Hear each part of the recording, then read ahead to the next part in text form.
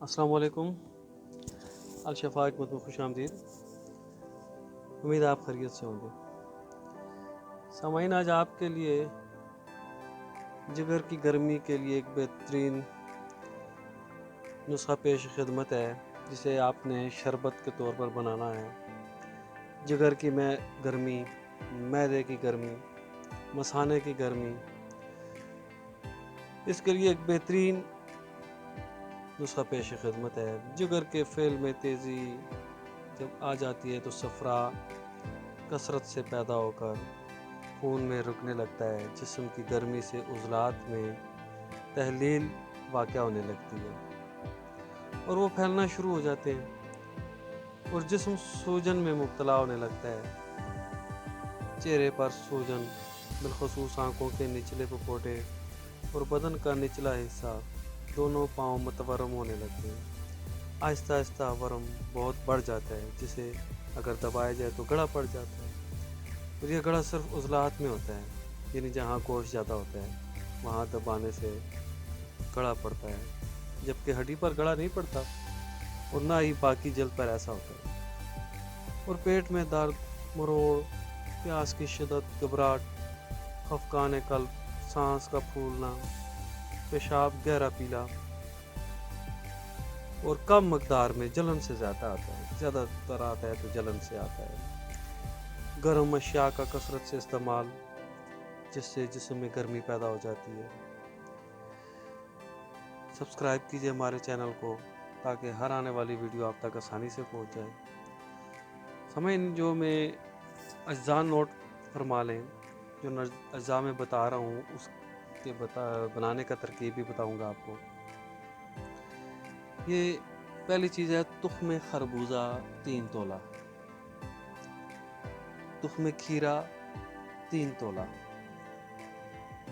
تخم تربوز 3 تولہ، سونف 3 تولہ،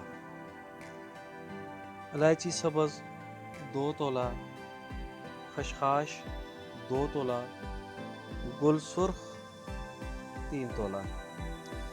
سامعین، آپ نے ان اجزاء کو موٹا موٹا کوٹ لینا ہے اور ان سب اجزاء کو اکٹھا کر لیں۔ پھر آپ ایسا کریں کہ 4 کلو پانی لے لیں اور اس میں ڈال دیں، پانی میں مکس کر دیں اسے، اور تقریباً 10 گھنٹے کے لیے اسے بھگوئے رکھیں۔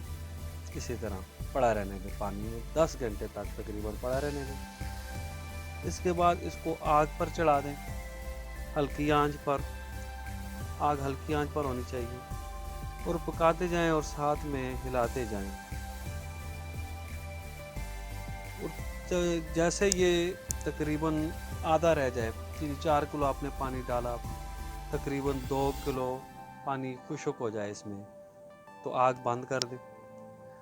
ٹھنڈی ہونے پر آپ نے ایسا کرنا ہے کہ 2 کلو شکر اس میں مکس کرنی ہے، 2 کلو شکر، اور خوب اچھی طرح مکس کر دینی ہے تاکہ وہ شکر اس میں حل ہو جائے۔ یہ گاڑھا سا قوام آپ کے لیے آپ کے پاس تیار ہوگا۔ یہ جب آپ آگ دیں گے اس کو تو ٹھنڈا ہونے پر یہ گاڑھا سا قوام ہوگا، تو شکر کو اچھی طرح اس میں حل کر دیں۔ پھر اس کے بعد آپ نے کسی جالی دار کپڑے سے اسے پن لیں اور پن لیں۔ پھر ایسا کریں کہ اس میں 1 تولہ 7 لوبان ڈال دیں۔ 7 لوبان، اس کا مقصد یہ ہے کہ یہ جو آپ کے پاس جو سیرپ تیار ہو چکا ہے، شربت، یہ خراب نہ ہو، ٹھیک ہے، وہ اسے خراب نہیں ہونے دیتا۔ 1 تولہ آپ اس میں 7 لوبان ڈال دیں۔ پھر آپ اسے کسی جار میں محفوظ کر لیں اور اس کی جو مقدار خوراک ہے وہ 1 ٹی سپون، یعنی 1 چمچ، 1 ٹی سپون پانی میں ملا کر دیں۔ اس کا کسی قسم کا کوئی سائیڈ ایفیکٹ نہیں ہے۔ اسے ہائی بلڈ پریشر والے بھی استعمال کر سکتے ہیں۔ میٹھا ہونے کی وجہ سے شوگر والے تو نہیں استعمال کر سکتے، البتہ اس کے علاوہ اس کا اور کوئی کسی قسم کا بھی سائیڈ ایفیکٹ نہیں ہے۔ اسے استعمال کریں، گرم اجزاء سے پرہیز کریں۔